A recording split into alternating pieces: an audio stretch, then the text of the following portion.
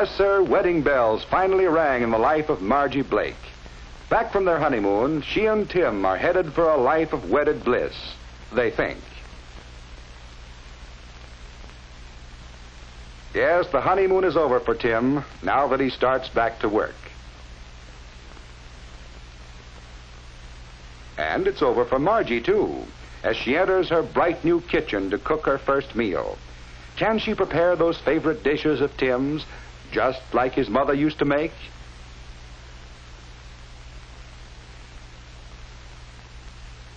What would he like for dinner? He just loves chocolate cake. Go ahead, try one. All you have to do is follow the recipe. This is going to be easy. Let's see, what's next?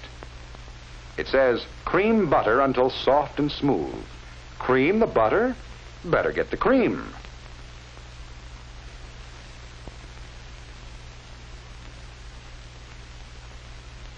That's right, pour it in. The recipe says cream the butter, so put in lots of cream.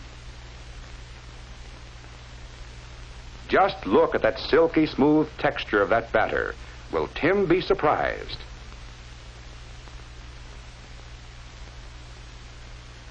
Will Tim be surprised?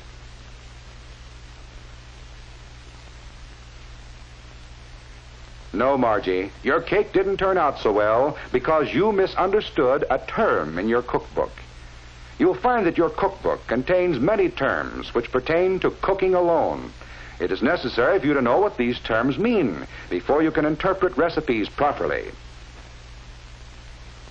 To cream butter merely means to work it with an instrument until it becomes soft and smooth.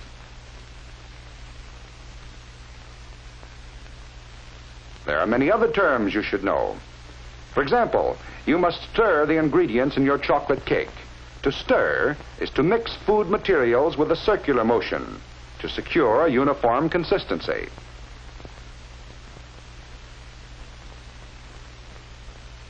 Later, you may be required to beat egg whites stiff but not dry, or so that they hold the greatest amount of air without losing their elasticity. You may have to fold two substances together. The process of folding combines two motions, cutting vertically through the mixture and turning over repeatedly by sliding the instrument along the bottom of the bowl. The purpose of this motion is to prevent loss of air from the ingredients. In making a frosting for that same cake, you may boil a sugar syrup. To boil is to cook at such a temperature that bubbles rise continuously and break on the surface. Later, your frosting recipe may call upon you to perform the test for the soft ball stage. And this is performed by adding a few drops of the substance to very cold water. If the drops form soft balls that can easily be flattened with the fingers, the material is at the soft ball stage, or a temperature of 235 degrees Fahrenheit. The frosting may have to be beaten. This may be done with an electric mixer. To beat by hand is to make a mixture smooth, or to introduce air by using a brisk, regular motion that lifts the mixture over and over. The making of this cake and the frosting on it involve the terms cream, stir, fold, boil, soft ball stage, and beat. Almost all bread and roll recipes call for kneading the dough. To knead means to manipulate with a pressing motion, accompanied by folding and stretching.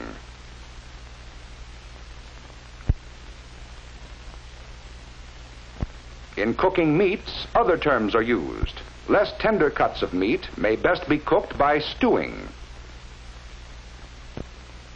When applied to meats, this means to add a small amount of water and simmer until tender.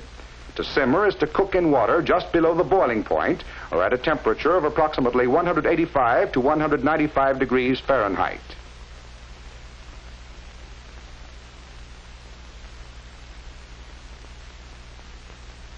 Other cuts of meat might be cooked by braising.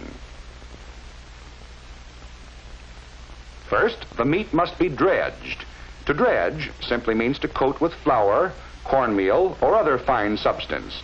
Your recipe will usually tell you what should be used. Next, you must brown the meat. This is done by cooking in a small amount of fat until brown. Be sure to brown the meat on both sides.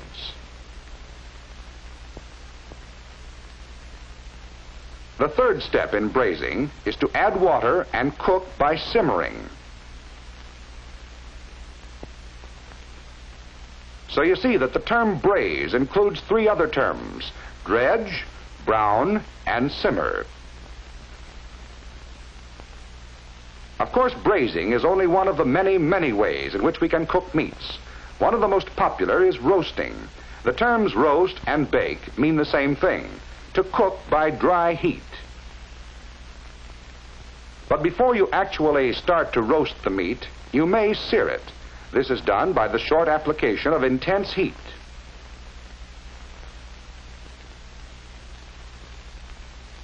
And causes the surface of the meat to turn brown in color. It is done to improve the flavor and appearance, but does cause greater loss of juice.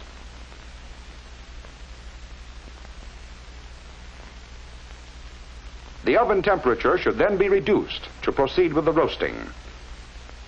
Suppose Margie's cookbook told her to marinate the vegetables before preparing the salad. Would she know what to do? To marinate means simply to saturate the food with a marinade. A marinade is an oil-acid mixture, which is usually a kind of salad dressing.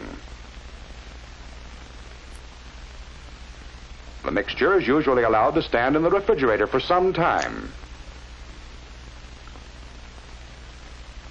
Sometime during your career as a cook, you'll decide to serve scalloped cauliflower. This involves even more terms. A white sauce should be made first, and the first step is to scald the milk, or to heat it to a temperature just below the boiling point. While the milk is heating, add flour to melted fat in amounts called for by your recipe.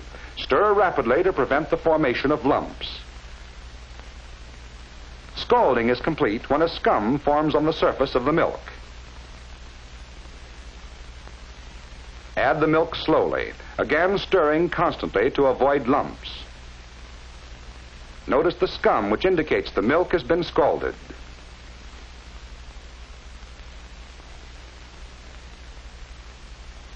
Meanwhile, the cauliflower must be boiled until tender. Put alternate layers of boiled cauliflower, grated cheese, and white sauce in a greased baking dish. A layer of breadcrumbs on top if desired. And bake in a moderate oven until brown in color. So you see, in this case, the term scallop includes the other terms: white sauce, scald, boil, and bake. One of the real tests of a cook is their jelly making, and the crucial point in making jelly of any kind is in knowing when it is cooked. A jelly test indicating a temperature of 220 degrees Fahrenheit is frequently used. One of the satisfactory jelly tests is the sheep from a spoon test. This is performed by allowing a small amount of the juice to drop off a spoon. When the last two drops run together and sheet from the spoon, the jellying stage is reached.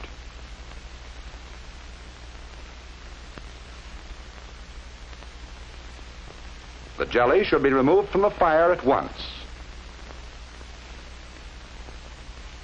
These are only a few of the terms you will have to use and understand. How can you learn the others? Well, most good cookbooks have a glossary of terms in the appendix. Let's see if Margie's cookbook has one. Yes, even Margie's cookbook has a glossary.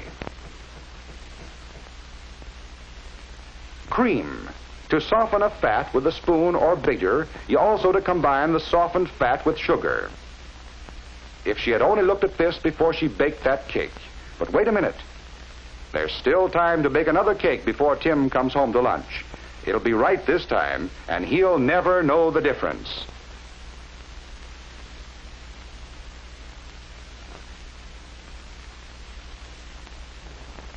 Yes, even Margie found that she could learn to cook when she discovered the significance of the terms used in cooking. And Tim will never know she ruined her first cake.